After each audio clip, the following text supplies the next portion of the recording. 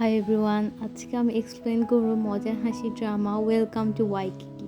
আজকে আমি এক্সপ্লেন করব এই ড্রামাটির ফার্স্ট পার্টে আমরা ওয়াইকিকি গেস্ট হাউস দেখতে পাই। ডুশিক এবং কাং সিওজিন শুয়েছিল। ডুশিকের পাশে লেগে কাং সিওজিনের মুখে গ্রিন চিলি পেস্ট ঢুকে যায়। এই থেকে সে চিৎকার করতে করতে পানি খেতে আসে। পানি খেতে এসে দেখে সেখানে সে মাছের পানি খেয়ে ফেলেছে। এবার মাছটিকে তো খেয়ে ফেলেনি, তাই জন্য মাছের পানিটিকে খেয়ে ফেলে কারণে সে মাছটিকে রেখে দিল। তারপর হঠাৎ করে সকাল সকাল ফোন এলো। ফোন আসার পরে সে রিসিভ করার পরে সে শুনতে পেল তাদের কারেন্টের এবং গ্যাস পাইপের লাইন বন্ধ করে দিয়েছে।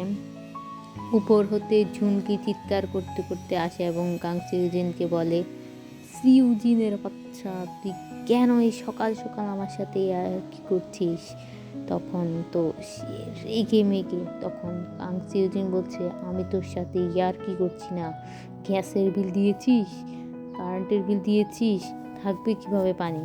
তারপর তখনই বলে ঝুনকি, 2 টাকার এই বিল বুঝি তুই দিতে পারিস না? তখন কাং সিউজিন বলে, 2 টাকা? তাহলে তুই দিয়ে দে না, তাহলেই তো হয়ে যায়। তখন তো ডুশিকের মাথাও গরম হয়ে যায়, সাথে ঝুনকি তো অবাক। ঝুনকি এবার তর্ক করা শুরু করে কাং সিউজিনের সাথে। সে বলা শুরু করে যে এই বিল তুই দিতে পারিস না। তখন ঝুনকি বেচারা ফেঁসে যায়। সে তখন চ্যালেঞ্জ করে বসে, এই 2 টাকার বিল চাহ, তোর বিল দিয়ে দিব।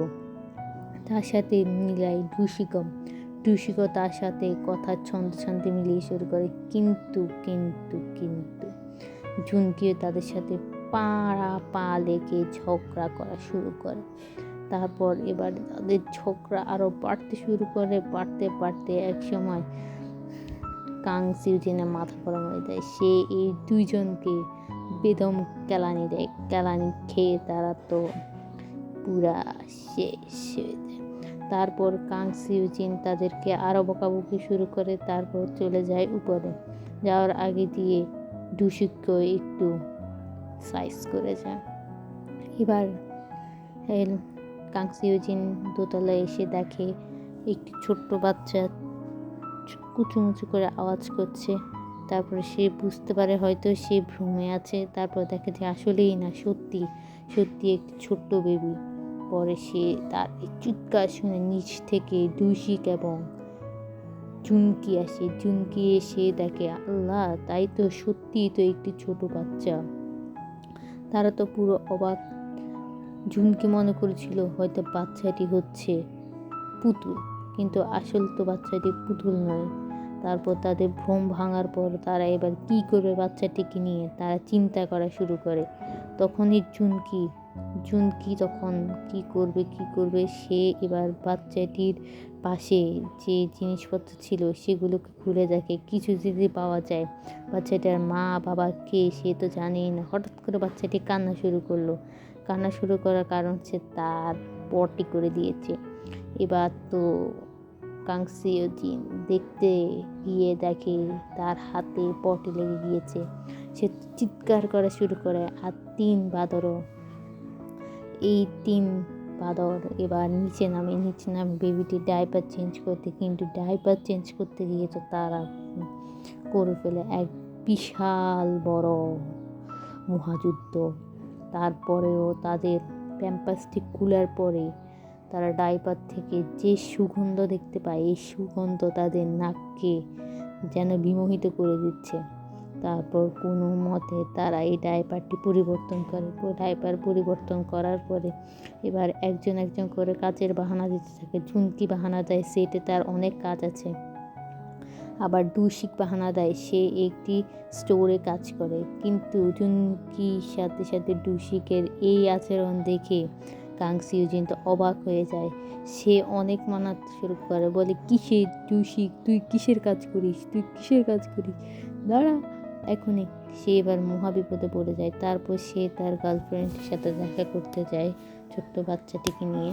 কিন্তু সেখানে গিয়ে সে আর একটি গুড নিউজ শুনতে পায়, সেটি হচ্ছে তার ব্রেকআপ। এই কথা শুনে তো সে বুড়ো আপাত মস্তক, তার শরীর ঠান্ডা হয়ে যায় যখন সে তার গার্লফ্রেন্ড সিউজিনকে বলতে যায় কেন কেন সে কেন কে দিল। তখন তো সে তার গার্লফ্রেন্ডের সাথে ধোঁকা করা শুরু করে। তখন তার গার্লফ্রেন্ড তাকে 101টা কারণ বলে। কারণ বলার পরে সে তো পুরো অবাক হয়ে রাগে আংটিটা ফেলে দেয়। আংটিটা ফেলে দেওয়ার পরে তার মনে ওঠে আংটিটা তো ফেলে দিলাম। তারপরে সেটে আমরা জুনকিকে দেখতে পাই। জুনকি তার সেটে এসেছে কাজ করতে। তখন তার একজন সাইকো মার্কা অ্যাক্ট্রেসের সাথে কাজ করে। সে মুভি ছোটোখাটো রোল করেই তার জীবনযাপন চালায়। আর সে যে ভাঙ্গারি মার্কে অ্যাক্টিং করে, ভাই তোমরা দেখে অবাক হয়ে যাবে। অ্যাক্ট্রেসটি তখন যে সাইকো মার্কা অ্যাক্ট্রেসটি তখন তার হাত নাড়িয়ে হাতের ইশারা মানুষকে জোক শোনায়, মানুষের সাথে কথা বলে। কিন্তু আমাদের জুনকি বলতে এসব হাতের ইশারা জীবনও বুঝবে না। সে কি নাকি কি বুঝতে পারে, আবল তাবল বুঝতে পারে। সেটিও সে আমার আবল তাবল বুঝে উল্টা পাল্টা জিনিস করে তার নায়ককে অ্যাক্ট্রেসের মাথায় গরম করে দেয়। এই হাতের ইশারা বুঝতে না পারার কারণে সে তো পুরোই তাপবুস হয়ে গেছে।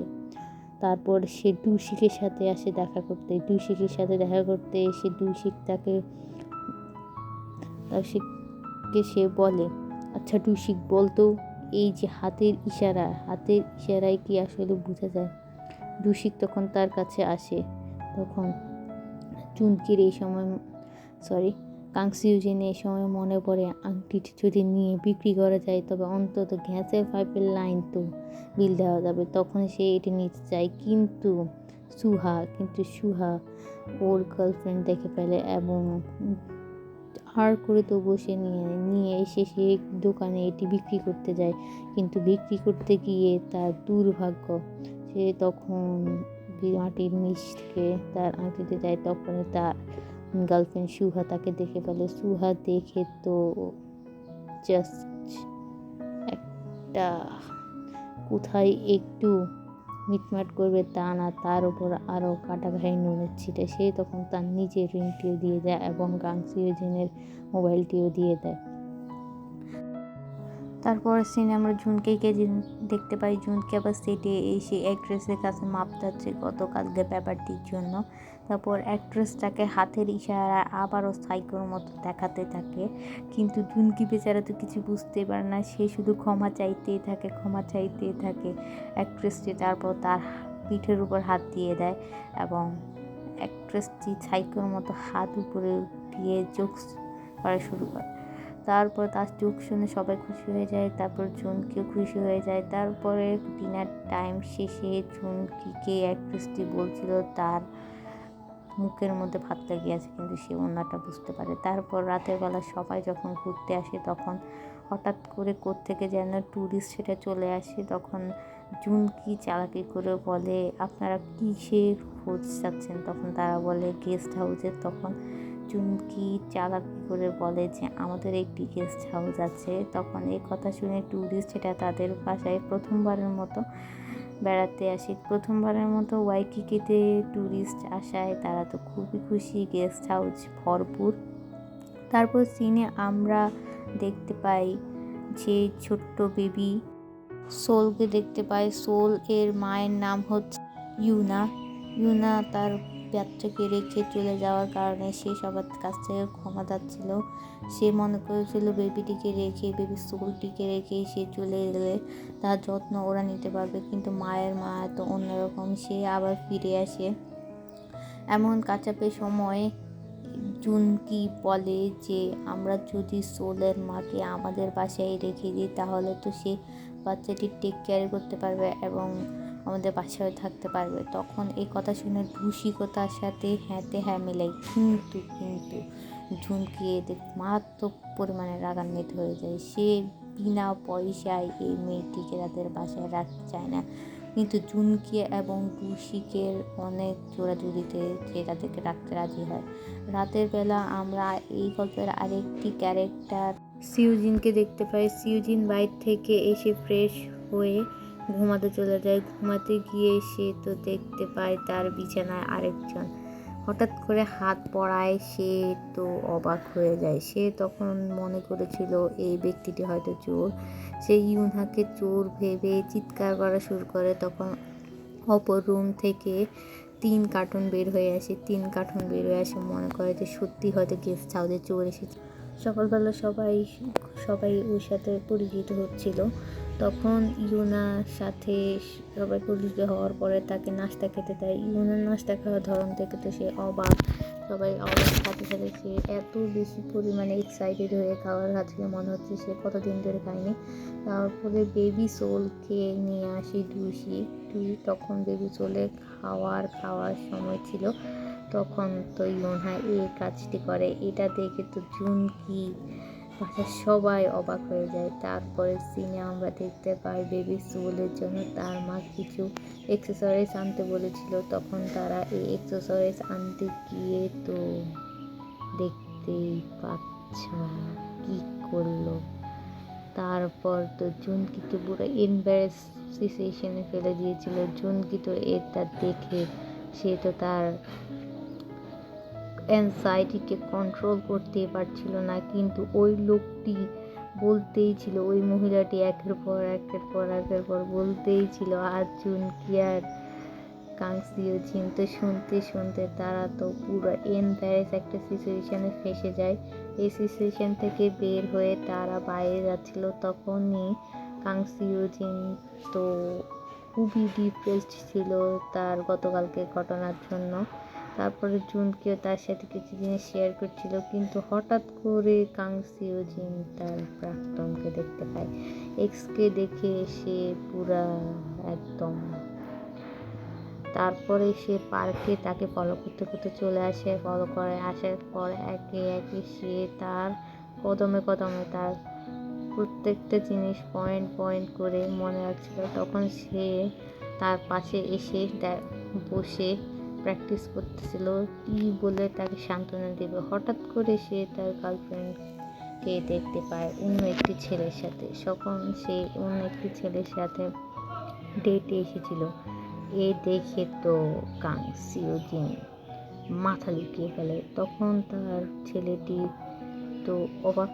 তারপরে এবার আবার হচ্ছে গিয়ে আমরা সেই বেবি সোলের মা ইউনহাকে দেখতে পাই। ইউনহা এই কাজটি ওদের সামনে করছিল, আর এখান দিয়ে ফেসে গিয়েছিল কাং সিও জিন। সবাই এক জায়গা থেকে একজন ফেসে যাচ্ছিল। তারপর কাং সিও জিনকে সে তার এক্সের বয়ফ্রেন্ড বলা শুরু করে, আল্লাহ লোকটির কি হয়েছে, লোকটি কি মারা গিয়েছে, লোকটির কী হয়েছে। এই করতে করতে সে অ্যাম্বুলেন্স ডাকে। অ্যাম্বুলেন্স আসার পর অ্যাম্বুলেন্সের থেকে লোকগুলো নেমে তাকে ধরার চেষ্টা করে, কিন্তু লোকগুলোর সাথে কাং সিও জিন কোনো কথাও বলছিল না, কোনো কিছুও বলছে না। সে তো মনে মনে ভাবতেছে, ভাই আমি মাইন্ড কাছে ভাই ফাইসে গেছি, সাইরা দেন আমারে। তারপর তো এবারে তারা দুজন অবাক, সাথে ফায়ার সার্ভিসের লোকগুলো অবাক। সে তারা তাকে অনেক জোর করে উঠাতে চেষ্টা করে, কিন্তু সে দেয় একটা দৌড়, মাথার মধ্যে কাপড় নিয়ে এসে দেয় একটা দৌড়াতে সে ফিরত আসে বাসায়। তারপরে বাসায় আসার পর জুনকি আজকের ঘটনা সব বলতে থাকে। এরপরে তাদের মধ্যে দেয় একটা ঝগড়া।